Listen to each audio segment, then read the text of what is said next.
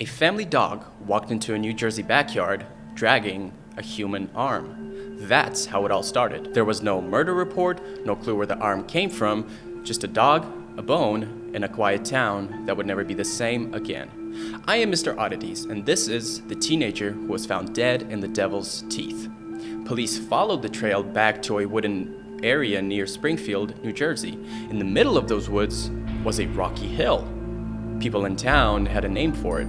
They called it the Devil's Teeth. It was a very steep place with sharp rocks that stuck out of the ground like teeth, and that's where the name came from. Over time, people shared stories about it. Some said they heard strange noises, others claimed they saw shadows at night, but most people just stayed away from it. At the top of that hill, police found the body of a 16-year-old Jeanette De Palma. You see, she had been missing for over 6 weeks at this point. On the day she disappeared, she told her parents that she was going to visit a friend, but obviously she never arrived. That evening, her parents called the police, and flyers went up, the community searched everywhere, but there were no clues. Her parents later told someone at church that Jeanette had been acting a little different the week before she vanished. They said she seemed distracted, like something was bothering her. She was quieter than usual, and at dinner one night she asked if they ever felt unsafe in their own town. Her mom thought it was just teenage mood swings.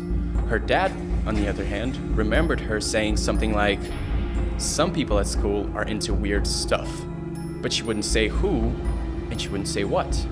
After she went missing, they couldn't even stop thinking about that conversation. 6 weeks later, her body was found on the top of a hill that people avoided the most. Police confirmed that it was her. The body had been out in the open for a long time, and the condition wasn't good. But something else made the scene even more disturbing. Officers described that what they saw around her wasn't normal. One said that there were small crosses made of sticks. Another mentioned rocks that were arranged in a circle. Someone else claimed branches were laid out in a box shape around her body. The details weren't the same, but everyone did agree that this didn't look like a natural place to die.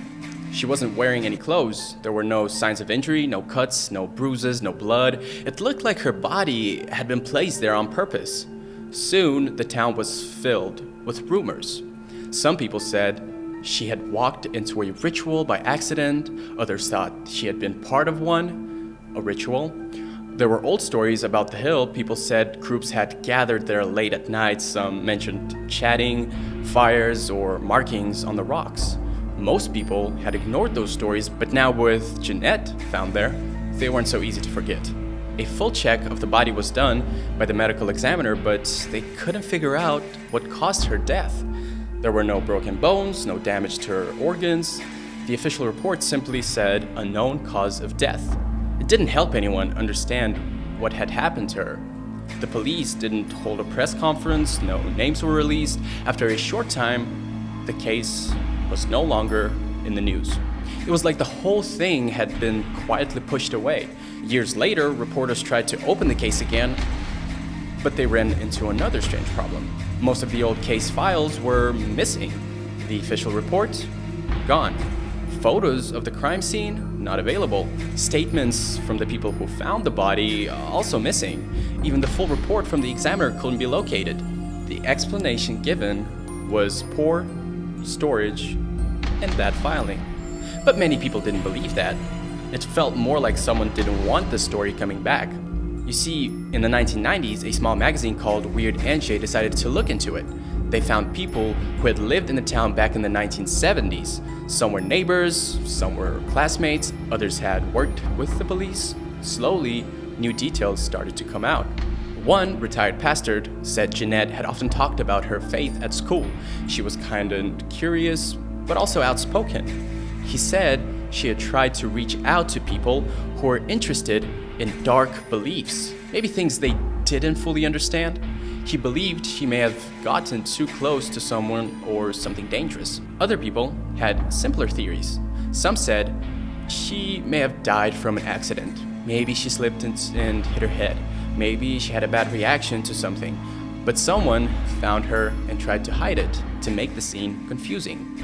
There's also the idea that the scene wasn't fake at all, that whatever the police found on the hill was 100% real. There were a few suspects back then, local men who had records of violence. Some lived near the woods, but no one was arrested, and no one was officially cleared either.